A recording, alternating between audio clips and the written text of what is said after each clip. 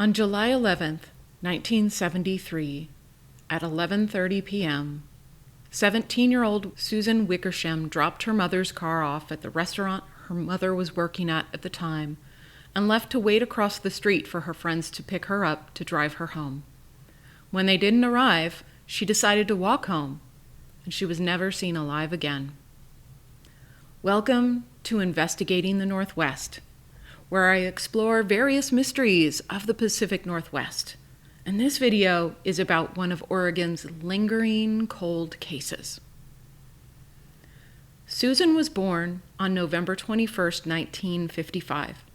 She was a 17-year-old girl who had lived in Bend, Oregon her entire life and had just finished her junior year at Bend High School.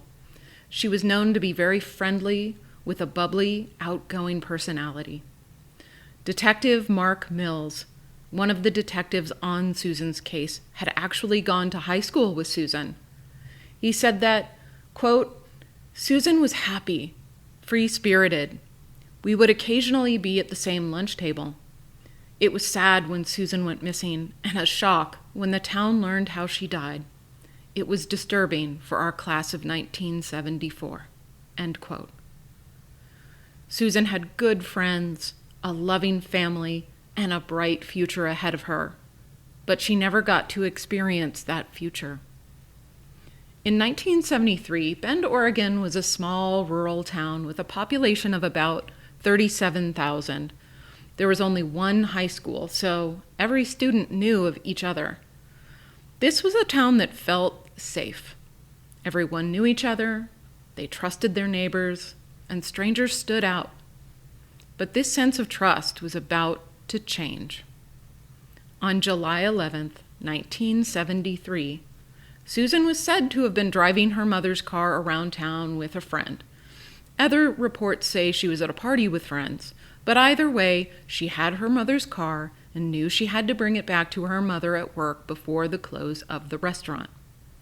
At around 11:30, she dropped the car off at the Sage Room restaurant.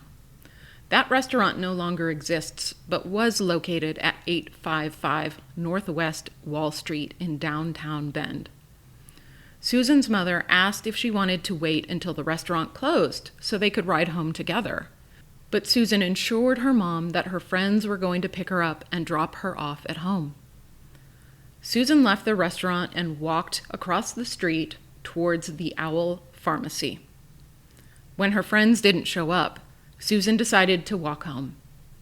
This would be about a 2-mile walk to 905 Southeast Roosevelt Street.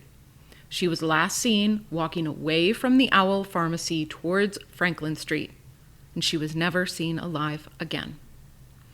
One of Susan's friends, Denise Blake, was also working at the Sage Room restaurant that evening, and she said she'll never forget that night because she was one of the last people to see Susan alive. Denise said, quote, "It was just a sunny, ordinary day. This was Bend, Oregon in 1973. Stuff like that didn't happen here. I worked at the Sage Room restaurant with Susan's mom.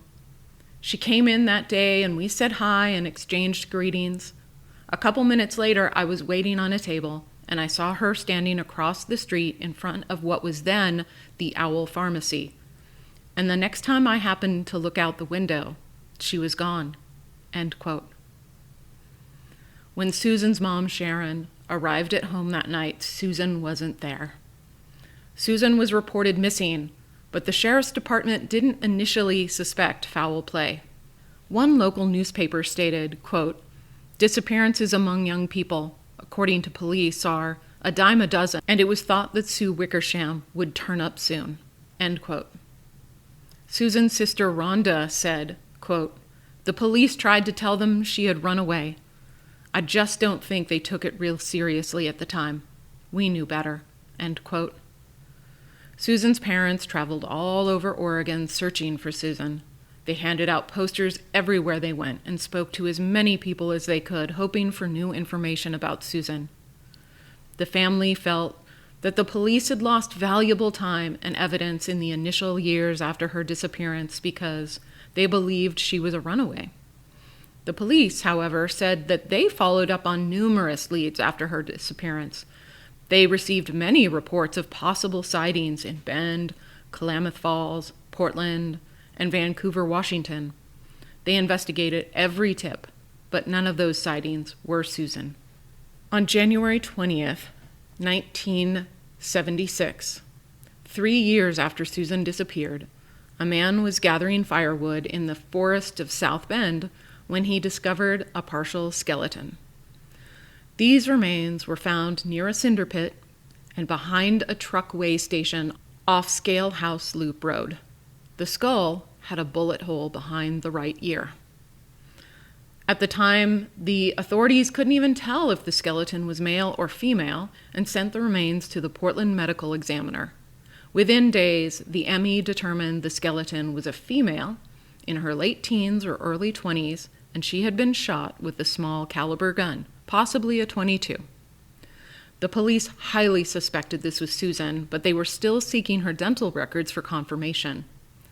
Eventually, they had to mail the skull to Susan's former dentist, who had moved away from Bend. In 1976, he was living in northern British Columbia treating Eskimos on the Alaskan border. Eventually, between the dentist's examination and the personal belongings found with the skeleton, the remains were confirmed to be Susan's. The family now had some bittersweet relief. Susan was found. They laid her to rest in Pilot Butte Cemetery. But the mystery of what happened to Susan was still to be solved. A former Deschutes County District Attorney, Mike Dugan, said, quote, "There was no doubt she was dead. There was no question she had met death by a homicidal act. So it became a whodunit," end quote. Remember earlier we spoke about Mark Mills? The former Deschutes County sheriff had gone to school with Susan, and as a young sheriff, he was eager to take on Susan's case. Quote, "It was one of the first things I wanted to do, was pick this file up as a young detective, the youngest detective at the time. This is one of the cases I really truly wanted to have closure," end quote. So many local law enforcement were invested in this case and eager to find justice for Susan. But years passed, and no arrests were made. 24 years after Susan's body was found, in September 2004, the Deschutes County Sheriff Office created a new unit called the Cold Case Squad. This team consisted of several volunteer, retired law enforcement officers with vast experience investigating homicides. They reopened Susan's case and re-interviewed over 40 people, most of whom were Susan's classmates, to try to collect new information that may not have been offered during the initial investigation or may be thought to not be that important at the time. All new clues were vital. September 12th, 2006, the Cold Case Squad joined an FBI crime scene processing team from Portland, Oregon. This team also included 15 volunteers from the Sheriff's Office Search and Rescue Unit. They joined together to search an area near Knott and Scalehouse Roads. We don't know if or what they found in this search, but it's clear that Deschutes County was still giving Susan's case some direct focus. So what are the theories? What may have happened to Susan on that night of July 11th? One possible scenario is that Susan accepted a ride home from her killer. The walk from the restaurant to her home was 2 miles. It was 11:30 in the evening, and that walk would have taken about 30 to 40 minutes. She was probably tired. Someone she may have recognized offered her a ride home, and she accepted. Remember, Bend was a very small rural town at this time, and everyone knew everyone. Even if a stranger offered her a ride home, this was a very trusting time period with a close-knit, small-town vibe. Hitchhiking in the 70s was common practice and certainly not considered the high-danger risk that it is known to be today. Those two scenarios involve her voluntarily accepting a ride, then being abducted. But someone could have forced her in the car during her walk home. She was shot, so we know her killer had a gun. They could have pulled up alongside as she was walking, pointed the gun at her, and forced her to get in the car. These are some of the possible routes Susan could have taken home. Both of these routes would have taken her through some neighborhoods and across Highway 97. Today, you wouldn't be crossing 97 on foot in the dark. But 50 years ago, it wasn't the major highway that it is today.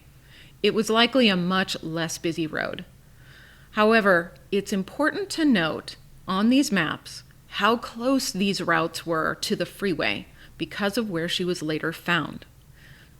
At any point along her route where she may have been taken, the killer easily could have gotten onto Highway 97 and driven her south to where her remains were discovered. On a broader scale, Susan's case was even initially linked to two other missing women's cases that year. Rita Jolly, 17, of West Lynn, Oregon, went missing on June 29, 1973, just weeks before Susan would go missing. Vicki Haller, 24, vanished from Eugene on August 20th, 1973, a little over a month after Susan. It was thought that maybe hitchhiking was the common element between the three cases. As Vicki had been known to pick up hitchhikers before, Rita had been known to hitchhike, and Susan had been walking home alone at night. Maybe she accepted a ride. No formal connection has ever been made, and the bodies of Rita and Vicki have never been found. Another chilling note about these cases is that Vicki Haller and Rita Jolly have long been suspected to be victims of Ted Bundy, who was in Oregon at that time. Susan's family has stated that the Ted Bundy Connection was looked into, but he was eliminated in Susan's case because Bundy wasn't in the area at the time of her disappearance and shooting was not his MO. I'm covering this case because the police and Susan's family strongly believe that Susan's case can still be solved. Family and friends are convinced they know who killed Susan, but despite many tips and leads coming in over time, there still hasn't been enough solid evidence to arrest someone. Former Deschutes County District Attorney Mike Dugan has indicated that the police have a solid person of interest. Quote, "They absolutely believed they knew who did it. The cold case unit came and tried to get us to do a prosecution. My chief deputy district attorney and I reviewed what they had and said, we still don't have enough." End quote. Right now, in 2022, the Sheriff's Department still believes this case is solvable. In February 2022, they aired a segment on KTVZ News Channel 21 about 5 local cold cases, asking for the public's assistance. That video is linked in the description box below. If the person of interest was known in town, then they may have told someone what they did. They may even tell someone today. Susan would have been 69 this year, so people with knowledge of her murder may be in their 70s and 80s and coming to the end of their lives. They may be more likely to provide information they had been unwilling to or scared to in the past. We need people to speak up, to tell what they know before it's too late. Susan's parents passed away never knowing who took their daughter away from this life. Roy Wickersham passed away in 1993 and Sharon Wickersham in 2006. They never saw justice for their daughter. Susan's older sister Rhonda says, quote, "She's really never far from my thoughts, probably because we never had closure." End quote. Her family keeps Susan's memory alive on a regular basis. They post regularly on Facebook to remind people that they are not done seeking justice for Susan. Here is one of those posts. Quote, "Imagine, if you will, your daughter comes to drop off the car at your place of business. You ask her if she had a ride home or if she wanted to wait because you were getting ready to close. 'No, Mom, I have a ride with friends. I'll be home soon. I promise. Don't worry. I'll be safe. Love you. See you at home.' Well, that promise never happened. Hours to days, days to weeks, weeks to months. How many of you have had the same conversation with your child, only they made it home? Days, weeks, months, years, waiting for the promise. 3 years after that promise was made, remains of Susan Wickersham's body was found at the south end of Bend in Deschutes County. Susan is now with our Maker, as are her mom and dad. This is not the first unsolved murder in Deschutes County, and it has not been the last. How would you feel if your child made you the promise to be home? How would you feel, always waiting, wondering, holding your breath with every phone call, praying that the young girl that you just caught a glimpse of was your missing child? Please, if not for our family, help the families of all the children, young people of Deschutes County. Help your child keep his or her promise to come home." End quote. Susan would be 69 years old this year. She didn't get to attend her senior year, go to her senior prom, graduate from high school with the class of 1974, go to college, get married, or have a family. At the very least, let her have justice for her murder. Per the family, tips and clues are still coming in. If you have information about Susan's case, you can call the Deschutes County Sheriff's Office at 541-693-6911. Thank you so much for taking the time to listen to Susan's case. Help us bring her home.